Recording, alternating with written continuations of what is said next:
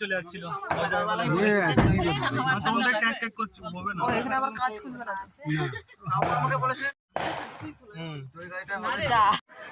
তো আমরা স্টেশনে চলে এসেছি, এখন ট্রেন আসি, ঠিক আছে? ট্রেনে উঠে আবার দেখা হচ্ছে। কত লাগেজ হয়েছে, বাপরে বাপ, এখান থেকে এখান থেকে এখান থেকে।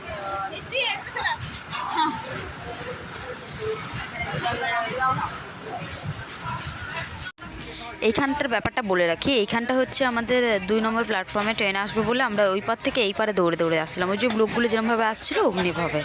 তো আমাদের ট্রেন এসে গেল, তারপর আমরা সবাই ট্রেনে উঠে গেছি। ওঠার পরে দেখছি গোপালও ট্রেনে রয়েছে, এই যে গোপাল। গোপালের মুখ দেখো, আমাকে দেখে কেমন, তার মধ্যে চলে এসছে টিটি। যাই হোক, চেক করার আর এখানে মানে 2 দিন থাকতে হবে ট্রেনের মধ্যে। আমাদের সবার খাবার রেডি হয়ে গেল, যখন আমরা খেতে বসেছি তখন বাজে কত 12টা একটা মতো। যাই হোক, তারপর আমি শুয়ে পড়লাম। তো আমি উপরের দিকে শুয়ে পড়েছি আর ওরা আছে নিচে, আর একটা আছে। যাই হোক, তো সকাল 8টা বেজে কত হয়ে গেছে, ঠিক আছে? এখন ঘুম থেকে উঠে ব্রাশ করে আমাদের সাথে ফের দেখা হয়ে গেল। তো দিদিদেরকে দেখে দিন কোথায় বসে আছে। এখানে মা শুয়েছিল, মানে ওর শাশুড়ি, আর এটা হচ্ছে বর্দি বসে আছে আর ছেলে ঘুমাচ্ছে। ওখানে কেউ নেই। গোলে, ওই গোলে সব বলে এখানে আছে, ঠিক আছে? ফের দেখা হবে। সব প্লেট নিয়ে বসে আছে, এখন সকাল 10টা মতন বাজতে যাচ্ছে।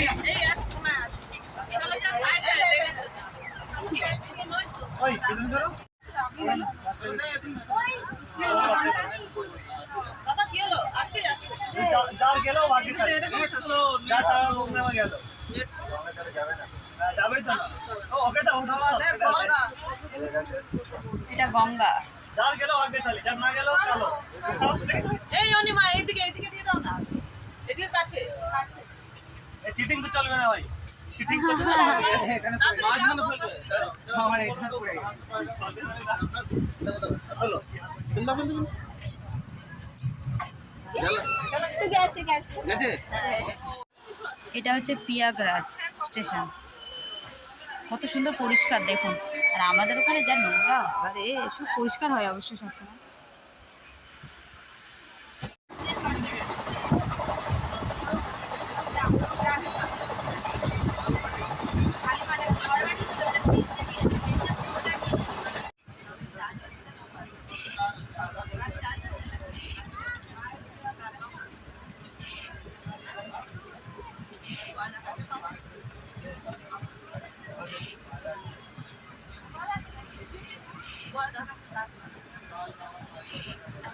উঠে বসতে হবে।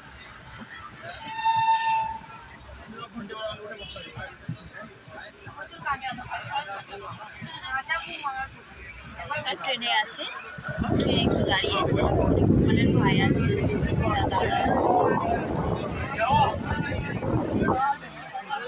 শাশুড়ি শুয়ে আছে, আর এদিকটা বহুত ভিড়, সব ছাদে ছাদে ছাদে ছাদে ছাদে। আমিও আছি, সারাদিন ঘুমিয়ে ঘুমিয়ে বোর হয়ে যাচ্ছে, তাই ভিডিওটা করে নিই।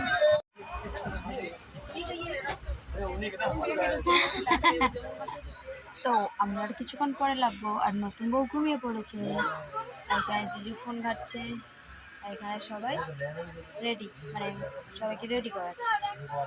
গোপাল কী করছে বুঝতে পারছি না। তো আমরা এবারে লাগবো, আর সবাই চলে গেছে মালগুলো নিয়ে, আমরা এখানে বসে আছি, নতুন বউ ওখানে। তো 11:42 এখন আমরা লাগবো, লাগার পরে আপনাদের সঙ্গে আবার দেখা হবে। টাটা।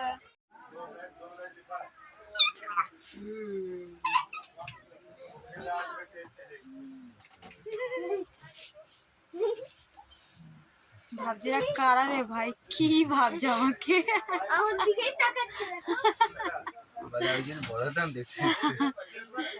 হ্যাঁ আমার ব্লগে অলরেডি তোমরা আসছো। চলো সবাইকে টাটা করতে হবে। তো টাটা টাটা করছে।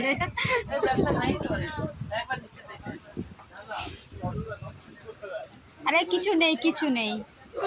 আগে নিচে দেখা হতো, তাতে যদি ধরা পড়ে পরের দিন এসে নিয়ে যাবো।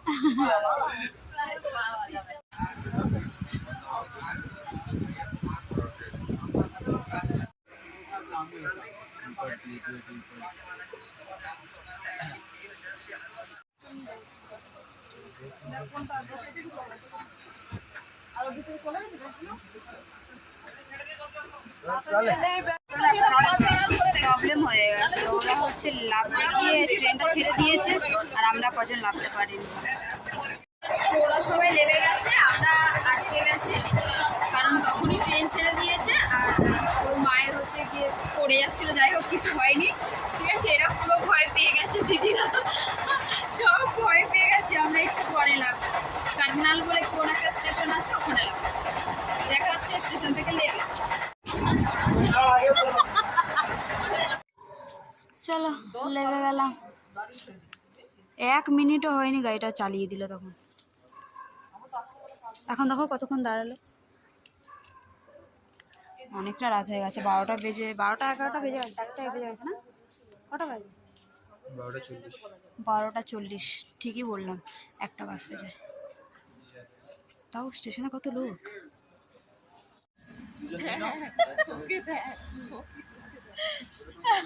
ঠান্ডা লেগেছে বলে আমরা চাদর গায়ে নিয়েছি।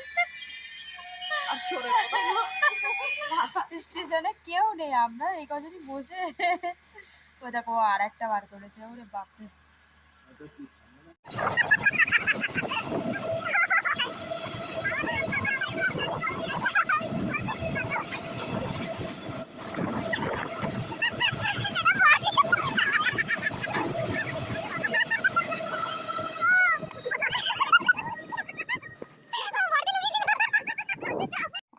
চলো অবশেষে আমরা যাচ্ছি।